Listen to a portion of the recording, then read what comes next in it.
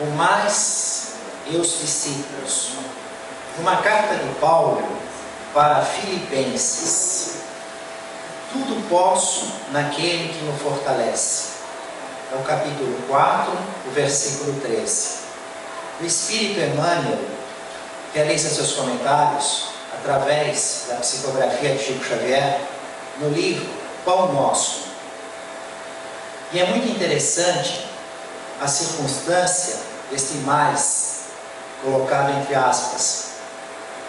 Emmanuel faz uma comparação entre o discípulo, o aprendiz, aplicado e preguiçoso. E a diferença de um mais, antes ou depois do nome de Jesus. O aprendiz, o discípulo aplicado diz: de mim mesmo nada possuo de bom, mas Jesus me suprirá de recursos segundo as minhas necessidades. Não disponho de perfeito conhecimento do caminho, mas Jesus me conduzirá. Enquanto que o aprendiz preguiçoso declara: não descreio da bondade de Jesus, mas não tenho forças para o trabalho cristão.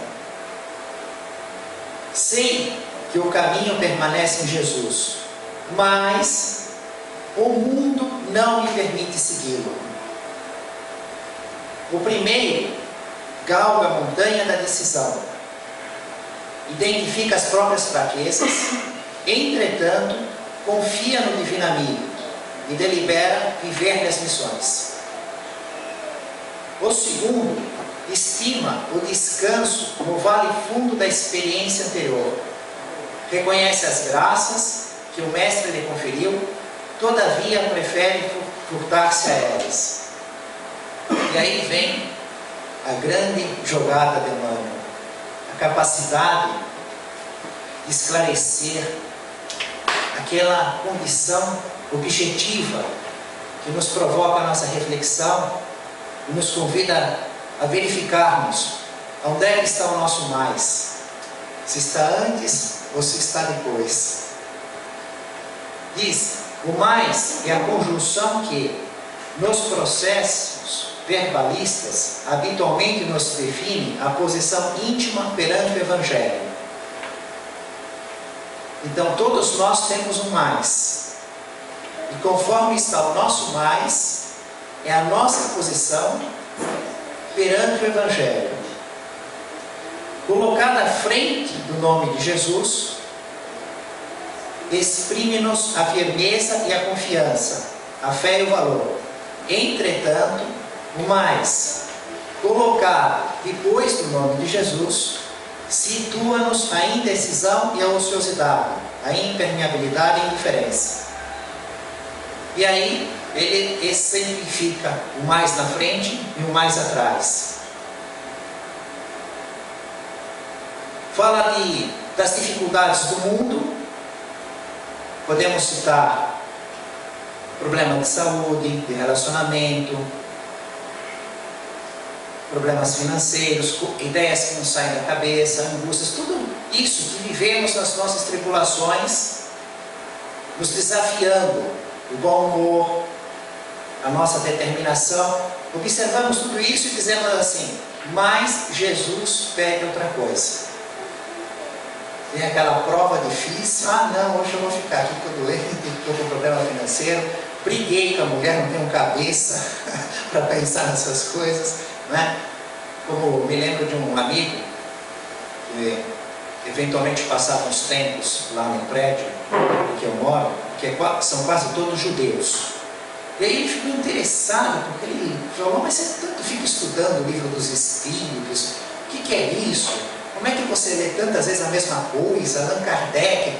Eu expliquei um pouquinho de como Allan Kardec fez a pesquisa, as respostas que o Espiritismo nos traz, as provas que apresenta, a produção mediúnica de Chico Xavier, e ele ficou encantado. De tal modo que no dia seguinte, ele ficava sábado e domingo, né? Então eu trouxe alguns livros da minha casa e dei de presente para ele. de acordo com a possibilidade que eu vi nele de entender onde estaria mais adequado para ele começar.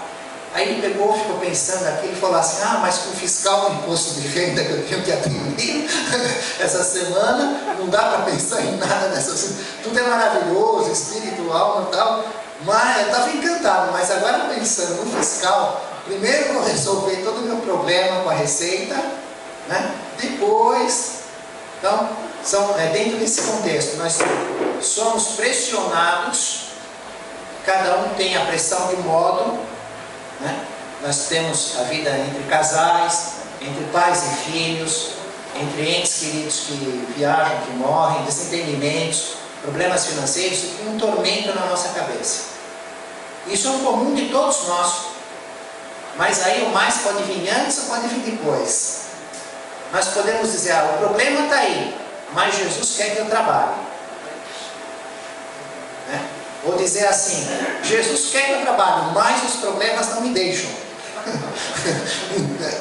Aí é que fica, fecha uma chave de ouro. Né? Quem não tem problema na Terra? A Terra é uma escola de provas e expiações. Então quem não tem um problema, tem outro. Problema de dinheiro. Ou é por pouco ou é por muito. Quando você tem muito, problema de segurança, querem te roubar. Uma série de problemas, com muito dinheiro. A fama é a mesma coisa. Ser completamente desconhecido no anonimato ou ser muito famoso são problemas de modos diferentes. A beleza física, a atração que ela exerce no sexo oposto, outra circunstância, né? A falta dela ou o excesso dela. Os problemas são comuns de todos nós que estamos na faixa de expiações e provas. Só tem um espírito que não tem problema nenhum, é solução total, que é o espírito do próprio Cristo, porque ele já percorreu todo o processo evolutivo, sendo espírito puro e perfeito, foi convidado por Deus para formar a terra.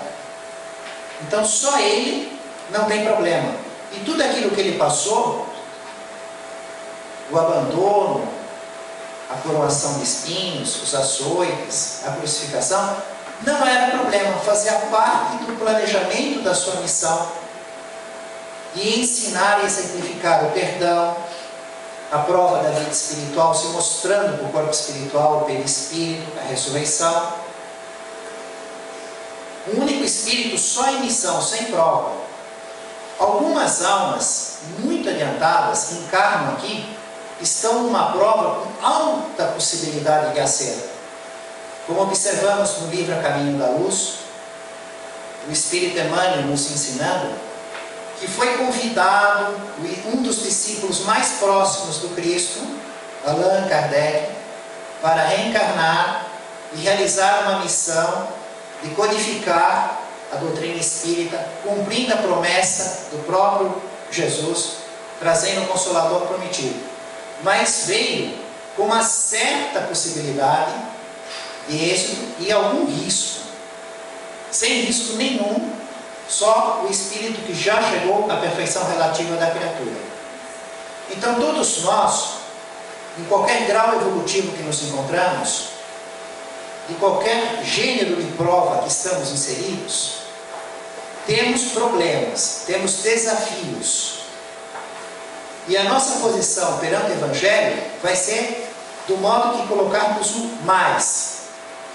Os problemas estão aí, mas o Cristo pede assim, então eu vou fazer o que o Cristo pede. Ou, eu sei que o Cristo pede assim, mas eu não vou fazer porque o mundo, os problemas do mundo são esses. Pensando nessa circunstância do mais, dos problemas do mundo, da pressão humana, do contexto social, das nossas dificuldades, nós temos uma passagem no Evangelho, nas anotações de Mateus, Marcos e Lucas, que já estudamos com muita calma, muito detalhado, muitos detalhes.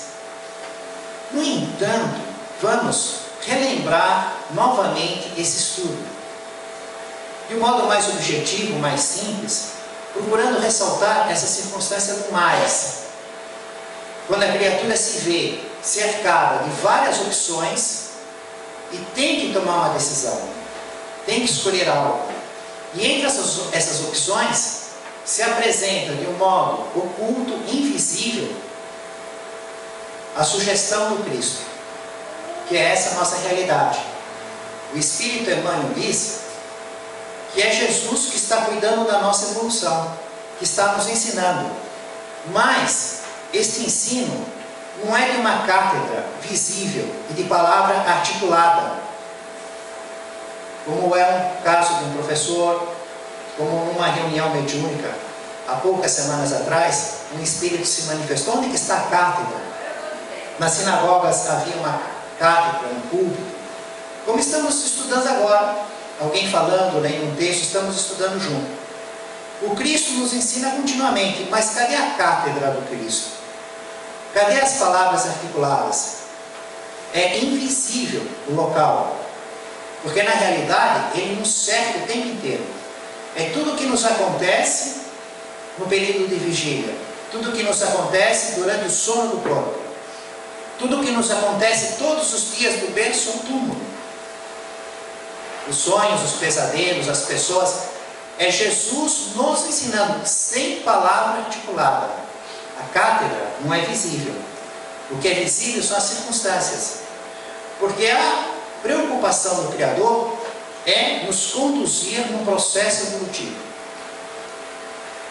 conhecendo profundamente os nossos corações, o nosso saber, a nossa moral, criando a circunstância do próximo degrau. É o símbolo do sonho de Jacó, que via a escada, que da terra chegava ao céu. E cada um de nós está num degrau dessa escada. E Deus trabalha continuamente com todas as criaturas, e na terra, com a cooperação de Jesus.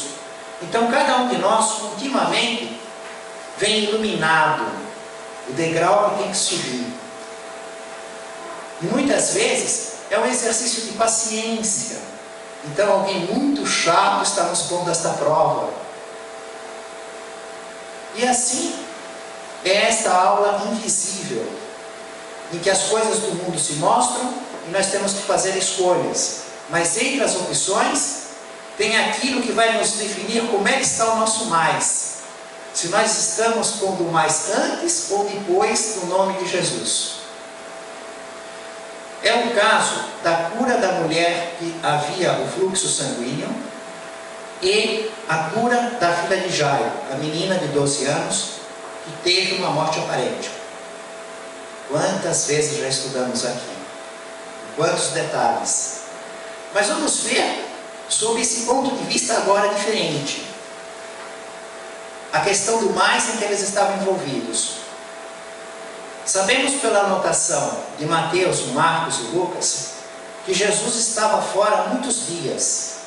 Então havia em Cafarnaum uma multidão que esperava a chegada de Jesus, até o dia que Jesus chega no barco.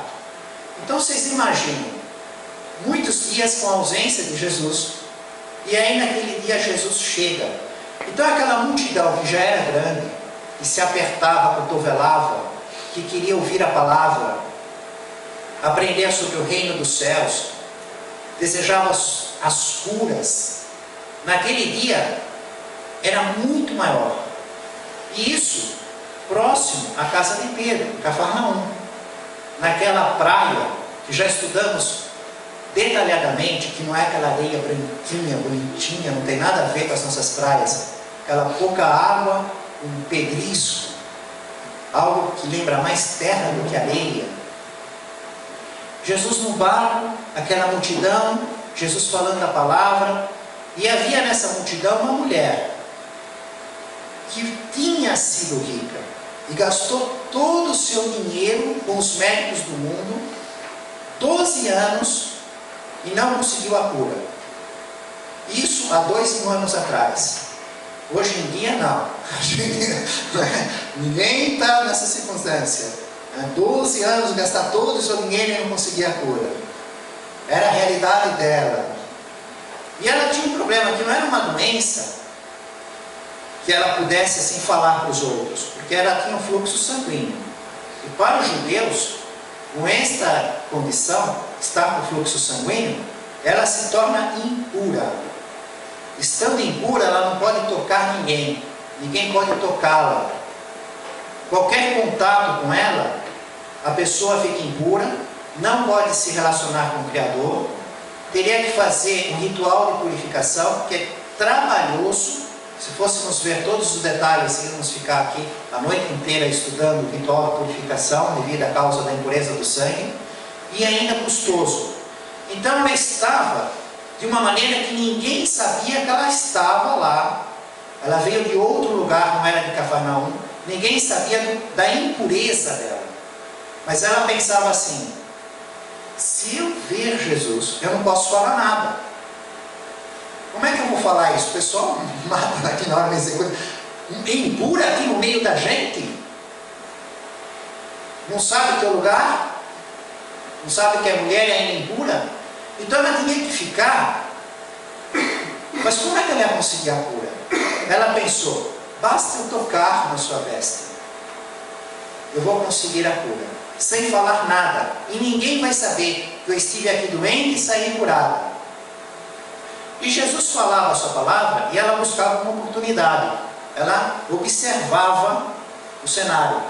E chega perto de Jesus um dos chefes da sinagoga de Cafarnaum.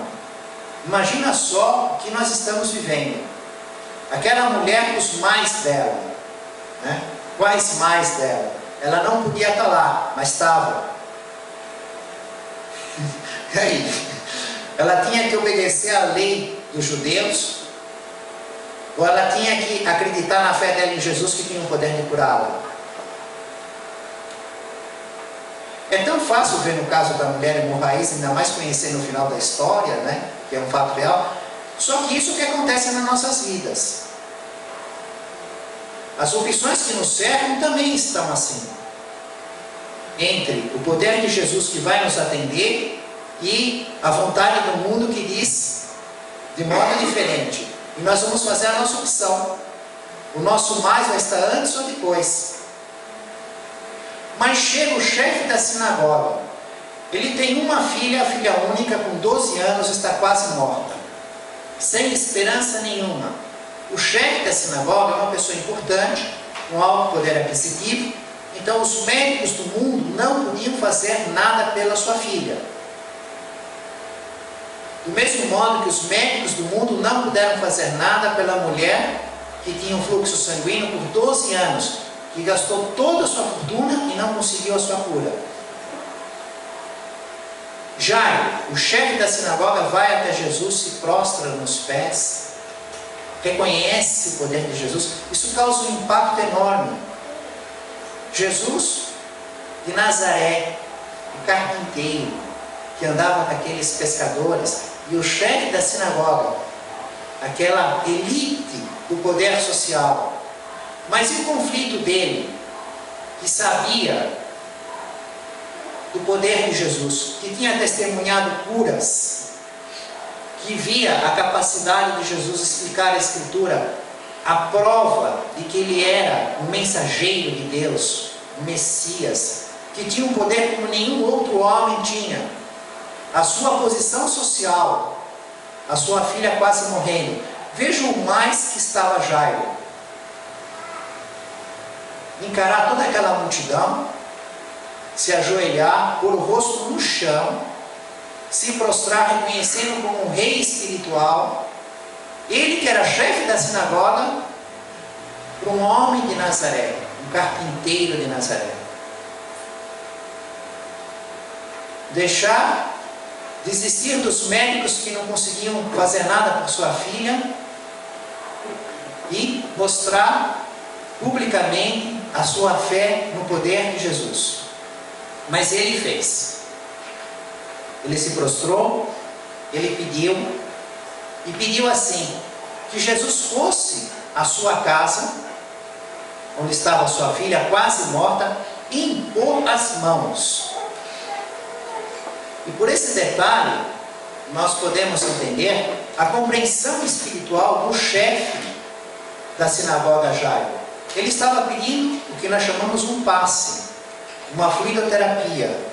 uma doação de fluidos curativos, e impor as mãos para que sua filha se salvasse da morte, continuasse vivendo, recuperasse a saúde. E no caminho, com aquela multidão toda apertando, acotovelando, pressionando Jesus, é que a mulher achou a oportunidade. Está todo mundo apertando todo mundo, tudo misturado, homens, mulheres. Porque como uma mulher podia se aproximar de um homem e tocar um homem? De que jeito? Aquela era a oportunidade perfeita, ninguém ia desconfiar de nada. Então ela vai e toca a roupa, a orla da roupa. Aquele fio azul da orla da roupa, o azul púrpura. Por que os judeus, e Jesus judeu, andavam com mantos e na orla era costurado um fio azul, azul púrpura? Era um processo mnemônico, assim como as franjas, filactérios, aquelas fitinhas que passavam pela mão e vinha na altura do coração, no braço esquerdo, a caixinha, um cubinho, um pedaço da lei escrita, e colocava na testa e amarrava.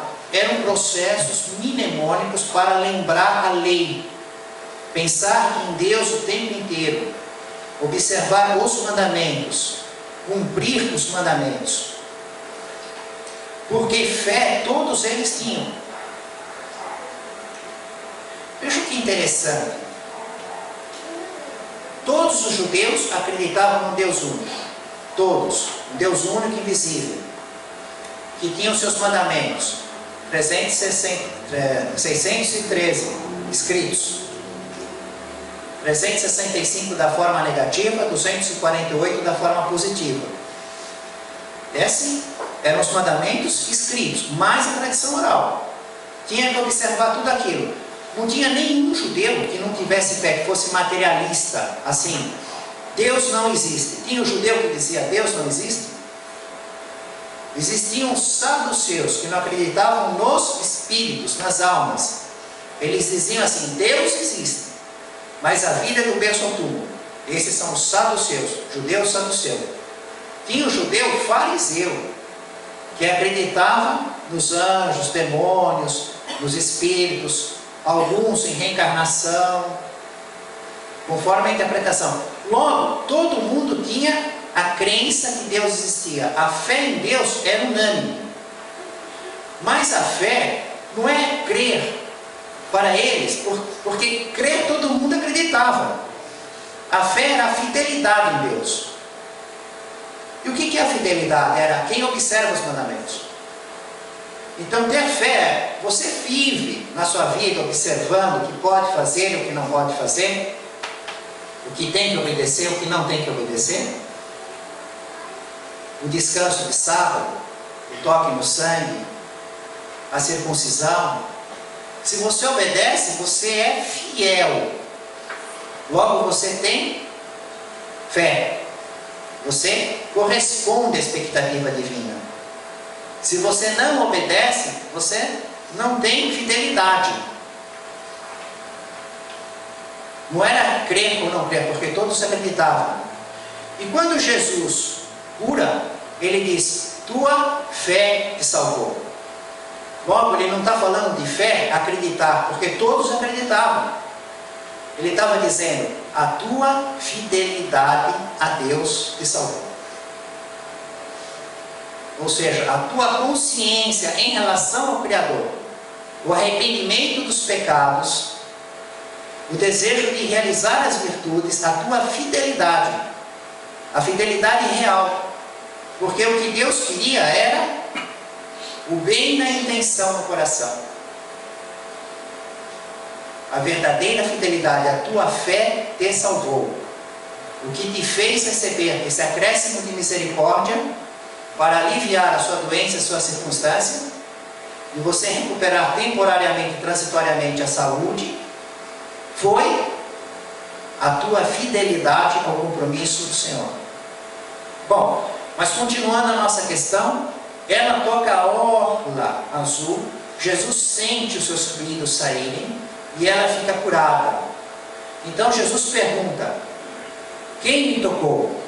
Uma pergunta que não era possível ser respondida, porque muitas pessoas estavam disputando espaço tocando Jesus.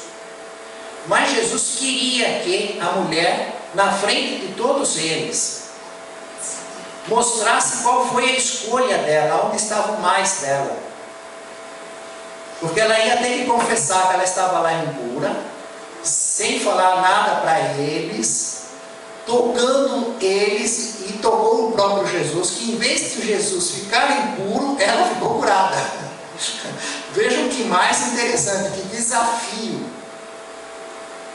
Ela sabendo no íntimo, ora, se ele percebeu que saiu o fluido dele e me curou, então ele sabe de tudo, ele me exige a confissão pública.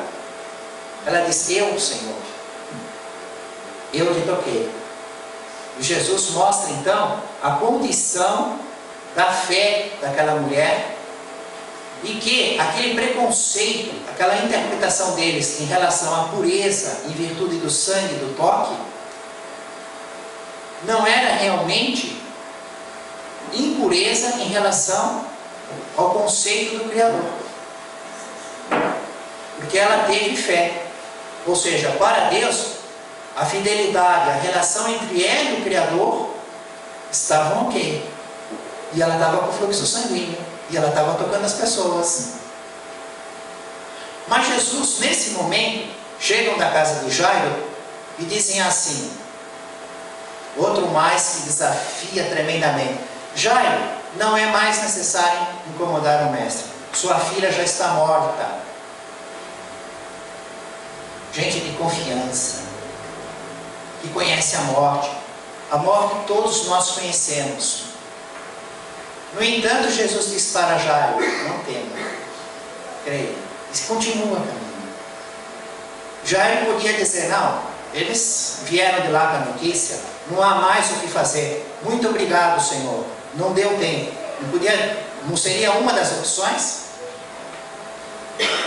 Mas ele confiou na palavra de Jesus. Vejam os detalhes que estão em volta e a opção, a decisão que tem que tomar a pessoa. E Jesus foi contestado por aquelas pessoas: mas quem vai fazer lá? E quando Jesus chega, eles já estão no culto do luto. Aquelas mulheres chorando, fazendo muito esparramo, que eram os costumes da época, os flautistas, as roupas. E Jesus disse: não chorem, ela não está morta, ela está apenas dormindo. E aí ocorre, na opção entre o mais deste povo e Jesus, o conflito. Como? Acha que não conhecemos a morte? Então não conhecemos a morte? Não sabemos? Ela está morta. Por isso fomos avisar Jairo. Jesus isola Jairo, a mulher de Jairo, Pedro, Tiago e João. Entra em recolhimento só eles e diz para a menina que estava deitada com aparência de morte, na morte aparência: Talita cumi, ou seja, menina, digo que se levante. E o espírito volta ao corpo, porque não havia sido rompido o cordão fluídico, era uma morte aparente. Mas só Jesus tem condição de saber como está a posição do espírito, se o processo de desencarnação está completo, não está completo. A nossa medicina, apesar de toda evolução, vez por outra, agora é raro, mas vez por outra ainda somos surpreendidos por alguém que levanta no velório e assusta todo mundo lá embora. Provoca mais correria do que alegria no pessoal. Não é? A dificuldade de definir o momento da morte, medir isso pelos instrumentos. Na época de Jesus, então, a dificuldade era muito maior. Mas Jesus via um espírito que chegou à perfeição. Ele sabe do fluido vital, do cordão, da condição evolutiva daquele espírito, onde ele está. Ele manda no espírito ser. Na pesquisa de Allan Kardec, nós vamos ver uma circunstância muito interessante, que desafia também no mais. Assim como uma mulher com fluxo sanguíneo e o Jairo, o chefe da sinagoga, viram diante deles várias opções e tinham que escolher. E estavam diante de uma aflição, de um tormento, de uma angústia na vida e o poder de Jesus. E na nossa vida, as opções que estão do nosso lado, na realidade, também têm essa natureza. Algumas delas são a solução para o nosso processo evolutivo. Nós não estamos vendo Jesus e vamos tocá-lo, mas aquela solução é Ele que colocou lá. Aquela opção. E outras não. São os apelos do mundo, nos afastando da evolução espiritual. E temos que tomar a nossa decisão. E Allan Kardec vive um caso, no ano de 1861, que foi o seguinte. Ocorreu o assassinato do Sr. Poinsot. O Sr. Poinsot foi um homem muito famoso e o crime ficou envolvido de um mistério enorme, que não havia jeito de ter o mínimo indício de quem era o culpado, quem era o autor do crime. Então as pessoas pensavam assim: Allan Kardec, na Sociedade Parisiense de Estudos Espíritas, está assombrando o mundo com as suas publicações, com o seu livro, com as revistas espíritas, o Jornal de Estudos Psicológicos, as edições mensais, o conteúdo que sai lá, as respostas que os espíritos dão, as soluções aos problemas, a prova dessa realidade é algo tão fantástico. Ora, por que não consultá-los? Por que não evocar o espírito do morto, o Sr. Poinsot, e que ele se manifeste na Sociedade Parisiense de Estudos Espíritas e esclareça? Diga quem o matou, que circunstância foi, por que foi. Aí nós vamos evitar um monte de problema. Toda essa pesquisa, todas essas suspeitas, essas calúnias. Não vamos deixar o culpado fora, ele vai cumprir sua pena. Não vamos correr o risco de pôr o inocente na cadeia. Pensamento muito lógico, né? Está indo tudo muito bem. E começaram a escrever para Kardec. Evoca o espírito do Sr. Poinsot. Além do mais, imagina que show. Só evoca o espírito, ele vai lá, esclarece tudo. Aí chega lá, né? A gente pega o culpado, arruma as provas. Olha que maravilha para o espiritismo, para a doutrina. Que satisfação, que glória, né? Porém, Allan Kardec, agindo com muita cautela, porque esse não é o papel do espiritismo. Não é esse o objetivo. Tirar o trabalho dos homens, a pesquisa, e tirar o papel da polícia, da investigação, dos processos judiciais, não é esse. Ele se conteve, mas houve um momento que um dos assinantes da Revista Espírita insistiu tanto e falou que ele mesmo evocou o espírito do Sr. Poinsot, sendo médico, e que apareceu um espírito que disse ser do Sr. Poinsot e esclareceu o crime daquele jeito.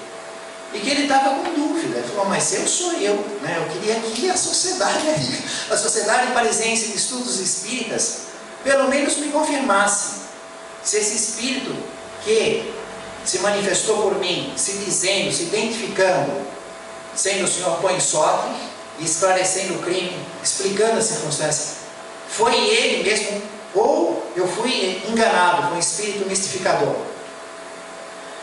Então Allan Kardec, como sempre procede, ele primeiro conversa com o guia espiritual dos trabalhos. Ele jamais, em nenhum único caso, ele evoca espíritos diretamente. Então ele conversa com o guia e o guia diz que aquele espírito que se manifestou por aquele médium assinante não era o espírito do Sr. Poinsot. Era um espírito enganador. Ele mentiu o nome, não era. Não tem nada a ver aquela circunstância, e que o espírito do Sr. Poinsot não pode ser evocado, não será conduzido. Deus não o permite, não está em condições, não é esse o objetivo. Aí Allan Kardec começou a fazer uma série de perguntas para esse guia espiritual da reunião mediúnica, para esclarecer a respeito dessas circunstâncias, a respeito de evocar os espíritos de quem teria feito o crime, do Sr. Poinsot. E ele pergunta assim, pode-se saber o motivo? E o guia diz, sim, porque revelações desse gênero influenciariam a consciência dos juízes, que devem agir com toda a liberdade. Imagina, o processo está correndo, né? E aí Allan Kardec publica numa revista espírita que o espírito do Sr. Consorte se manifestou, e aí aquilo vai ao julgamento, e os juízes, mas espera aí, houve lá na Sociedade Parisiense de Estudos Espíritas, que tem uma credibilidade, e aí fossem influenciados por isso. Então o guia diz que neste caso, não é a vontade de Deus. Neste caso não é a vontade. Aí Allan Kardec pergunta: contudo, essas revelações, esclarecendo os juízes, talvez pudessem evitar erros lamentáveis e até irreparáveis. A circunstância de absolver um culpado ou condenar um inocente seriam erros lamentáveis, erros irreparáveis. E o guia responde: não é por esse meio que devem ser esclarecidos. Deus lhes quer deixar a inteira responsabilidade de suas sentenças, como se deixa a cada um a responsabilidade de seus atos. Também não lhes quer poupar o trabalho das pesquisas, nem o mérito de as haver feito.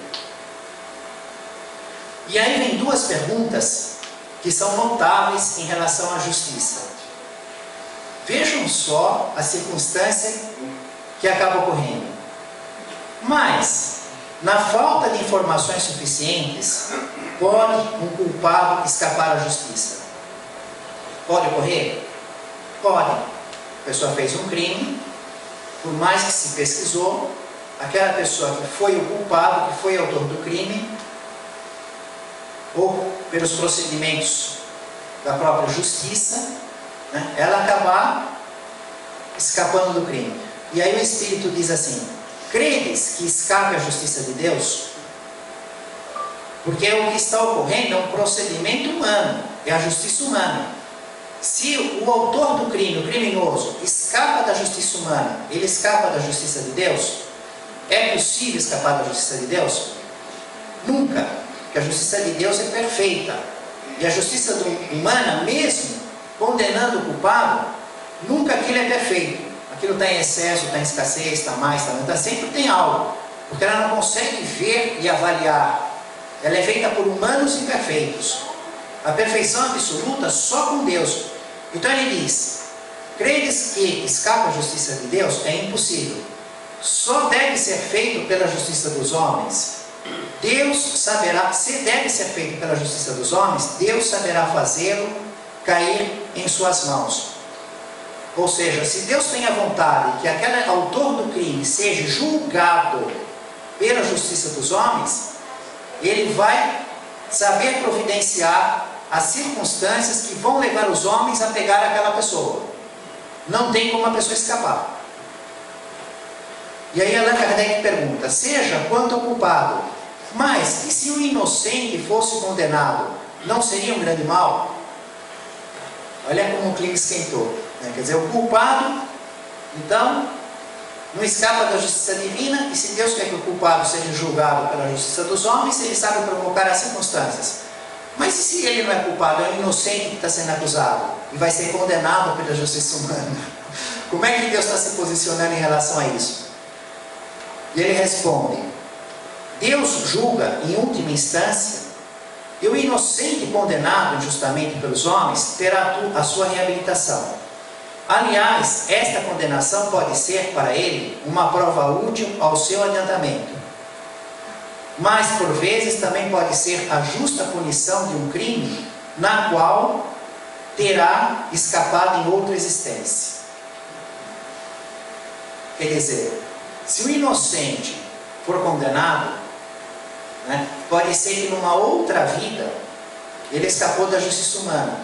Então, Deus pode resolver que uma pessoa, por seus erros, responda na justiça dos homens, não naquela vida, numa outra. E na outra vida, a causa que vai fazer ele responder é inocente.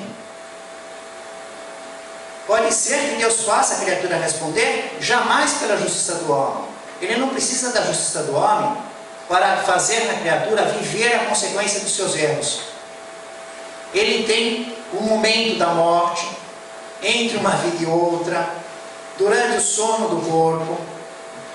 André Luiz nos traz alguns casos na vida no mundo espiritual, através da psicografia de Chico Xavier, na série que se inicia por Nosso Lar e vai até A Vida Continua, uma relíquia, um tesouro de informações para os nossos corações, de pessoas que cometeram crimes, souberam habilmente despistar a polícia, desfrutaram daquele valor, mas nunca tiveram paz. A vida ficou um inferno.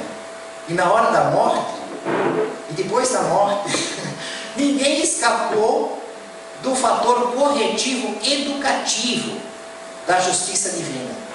Porque a justiça do Criador não vem simplesmente castigar, impor um sofrimento. Fez para, não é isso.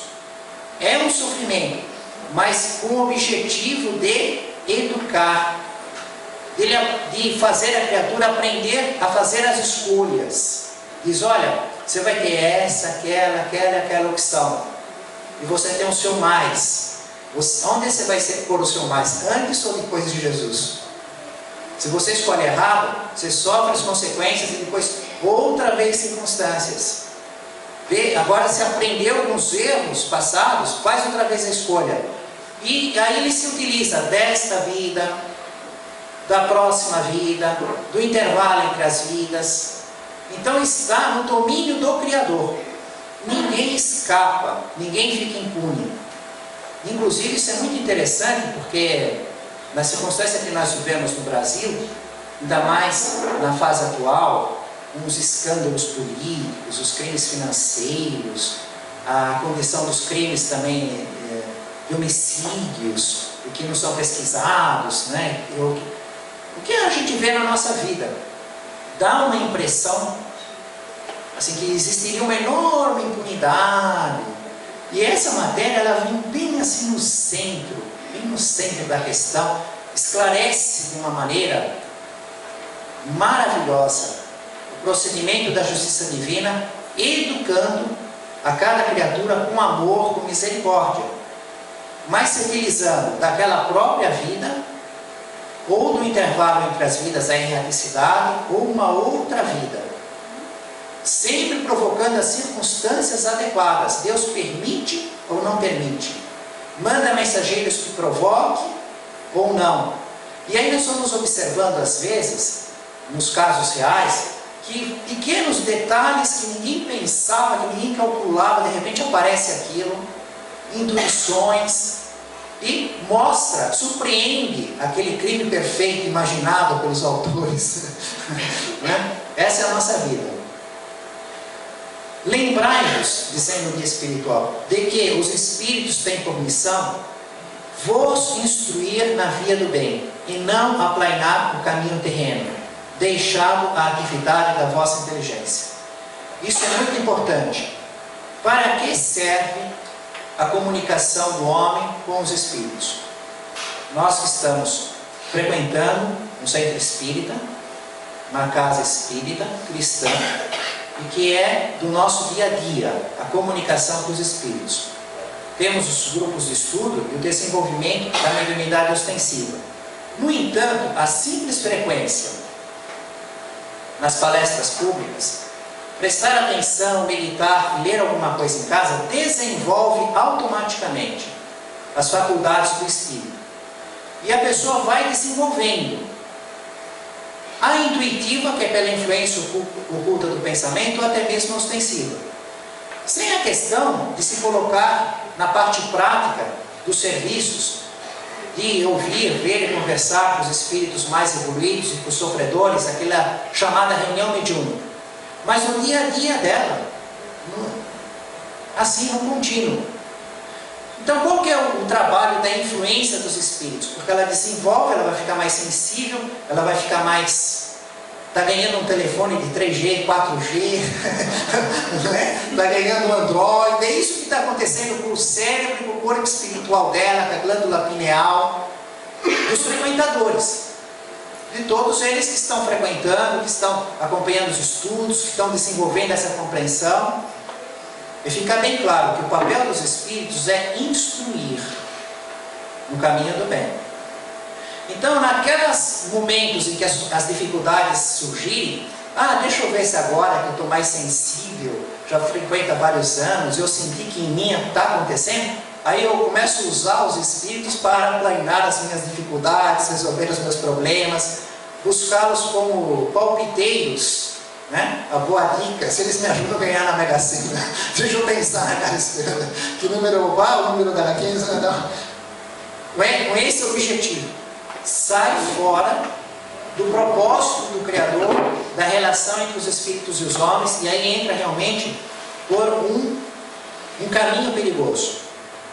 Estando na reunião mediúnica, em que Allan Kardec conversa com o seu guia espiritual, e que ele diz que não pode ser evocado, que Deus não permite, que ele não virá. Feitas essas perguntas e essas respostas, um médium se manifesta da seguinte maneira: um espírito fala por esse médium e diz assim: eu vou trazê-lo aqui.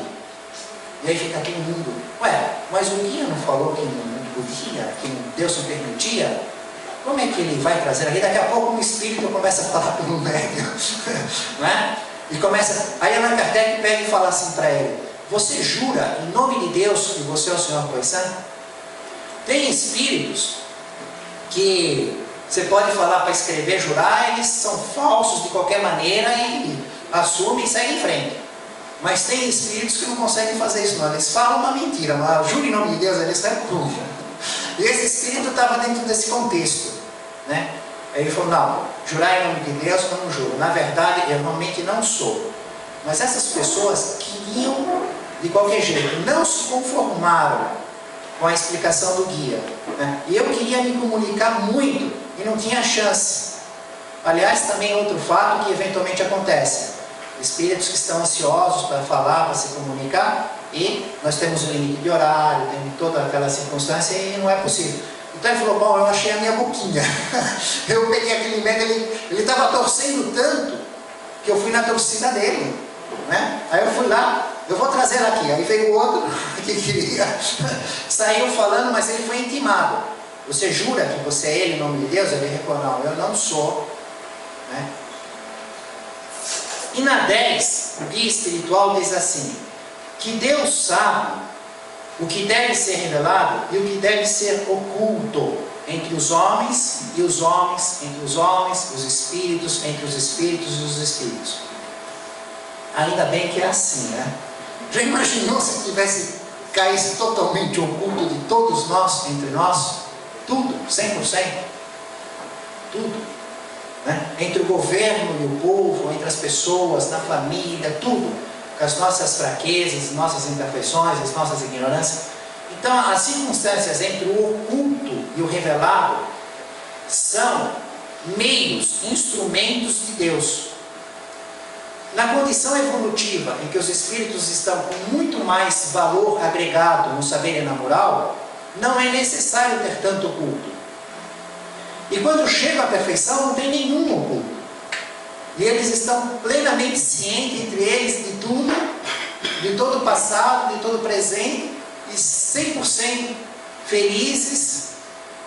Mas nós, ainda, mesmo com tanta coisa oculta, vivemos em conflitos, em desentendimentos, em más interpretações, com inveja, com tédio, com angústia, em homicídios, em roubo, mesmo tendo a circunstância de muita coisa oculta que viria a nos facilitar pela nossa condição evolutiva.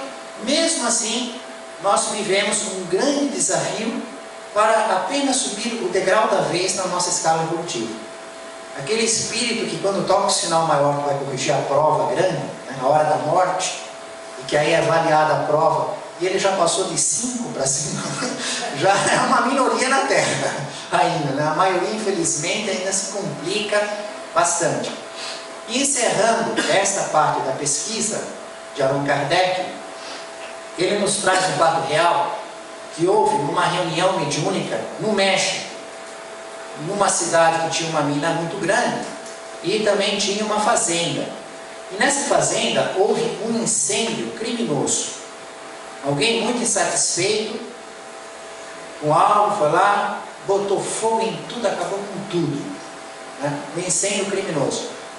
E aí estava havendo uma reunião mediúnica, e um espírito se manifestou por um médium e disse assim: o autor do incêndio criminoso está aqui nesta sala. E o pessoal falou: ah, que é isso, né? Aí ele pegou e começou a dizer detalhes do que tinha ocorrido. E o pessoal falou, começou a ficar mais na dúvida. Ele falou: eu vou dizer quem foi. Foi fulano, com o tom dos caras. Aí o cara disse: mentiu, você está louco, não sou eu, não sei o. Aí ele começou a dar detalhes de como ele tinha feito, e fazer perguntas. E a pessoa começou, isso foi um fato. E saiu nos jornais, que ficou público no México, não tem nada a ver com Allan Kardec. Ele está publicando o fato que houve, porque ele está pondo o contraste. No caso do Poinsot, né? Você que confira aqui que esses nomes em francês é difícil. E talvez quem domina o idioma deve estar dando risada quando ele lê o francês. Mas vai assim, né? Lendo em português como está escrito um nome em francês, né? No caso dele não foi permitido. Mas temos casos na produção mediúnica de Chico Xavier que foi. E Allan Kardec está trazendo esse caso para mostrar, ele está dizendo assim: ó, não confiem também na descrição total dos espíritos. Porque Deus pode permitir, inclusive provocar, que algum deles se revele e conte mesmo. E fale tudo. E aí, não fique pensando: ah, não, isso daí se nenhum humano viu, o espírito não pode dizer. Não é assim. Como também não é: isso daí os espíritos devem nos esclarecer, vamos consultá-los para esclarecer isso. Também não é assim. Nós temos que buscá-los para nos instruir. O papel deles é nos instruir e nos levar ao bem. No entanto, são instrumentos de Deus, que poderão ser utilizados pelo Criador, nos revelando certas coisas, que nós não temos o direito de ir perguntar, mas Deus tem o direito de vir nos dizer. E nesse caso, a pessoa pegou e teve que confessar, porque o Espírito detalhou tudo, e a pessoa confessou que foi realmente ele que fez isso. Não tinha como, estava mais do que provado, né? Então a reunião mediúnica no México acabou mostrando o autor criminoso. Não foi evocado o espírito: ah, queremos o espírito. Eles não estavam pensando de modo algum, foi uma manifestação espontânea. Eles estavam fazendo uma comunicação com os espíritos. Apareceu um espírito que de modo espontâneo declarou que sabia, começou a contar detalhes. A pessoa se viu embaraçada e depois confessou, porque por causa da evidência dos fatos apresentados. Então nós que vivemos diante de tantos mais, né, vamos levar para casa hoje a nossa reflexão final, como colocar a cabeça no travesseiro, fazer aquela prece para mudar a dimensão vibratória, esse símbolo maravilhoso que Emmanuel nos traz, o mais e os discípulos. Porque Paulo, fazendo essa carta para Filipenses, tirado do livro de Paulo e Estevão, quando ele esteve em Filipos, ele teve que viver um momento desse mais e tomar uma decisão muito difícil. A grande dificuldade de pregar o Evangelho, muitas vezes preso, açoitado, apedrejado, e ele encontra um lugar, de modo desassombrado, em praça pública. Ele começa a falar para o povo, um lugar estranho, que só as mulheres se preocupavam de orações, em Filipos. O endereço dessa carta, em que Emmanuel tira para fazer esse estudo. E ele faz, aí surge um monte de gente que começa a gostar. E tinha uma médium muito famosa no local, que vários espíritos se manifestavam por ela, e ela dava palpite na vida de todo mundo. Tinha uma grande clientela, era muito querida por isso. E ela dizia sempre assim, depois da palavra de Paulo ensinando o Evangelho: recebei os enviados do Deus Altíssimo, eles nos anunciam a salvação. E vários elogios e palavras pomposas. Paulo ficou desconfiado, começou a estudar. Quando ele viu que aquilo era uma fábrica de ganhar dinheiro, que os espíritos eram levianos, simplesmente de prestar informações mundanas, superficiais, fofoqueiras, curiosidades, divertimentos. E que a moça tinha um fenômeno que começou a ser explorada, depois já virou sócia do patrão. E aí então Paulo chegou um dia, fez o sermão maravilhoso dele, ela chegou: recebei os enviados do Deus Altíssimo, eles vos anunciam a salvação. De um modo muito alto, que chamou a atenção de todo mundo presente. Todo mundo ficava olhando, encantado. Eles saíram daquela pedra alta, da cátedra, do púlpito da época, foi até ela e falou por um espírito que falava por ela, porque ela falava recebendo o espírito, mediunizada na psicofonia. Espírito perverso, não somos anjos, somos trabalhadores em luta com as nossas próprias fraquezas. Por amor ao Evangelho, em nome de Jesus Cristo, ordeno que te retires para sempre. Proíbo-te, em nome do Senhor, estabeleceres confusão entre as criaturas, incentivando interesses mesquinhos no mundo, em detrimento dos sagrados interesses de Deus. Consequência: o Espírito não pode mais se manifestar, ela não pode mais ganhar dinheiro, seu patrão não pode mais ganhar dinheiro. O povo ficou tremendamente satisfeito porque não tinha mais o palpite dos espíritos. Surpreenderam Paulo, amarraram em tronco, flagelaram muito, levado quase à morte, foi retirado pelas autoridades e foi encarcerado. E Paulo nos deixa a sua palavra, colocando o seu mais, pensando em Cristo. Tudo posso naquele que me fortalece. Família espiritual de Jesus, no caminho do reino dos céus, em nome do Mestre Jesus, louvado seja Deus.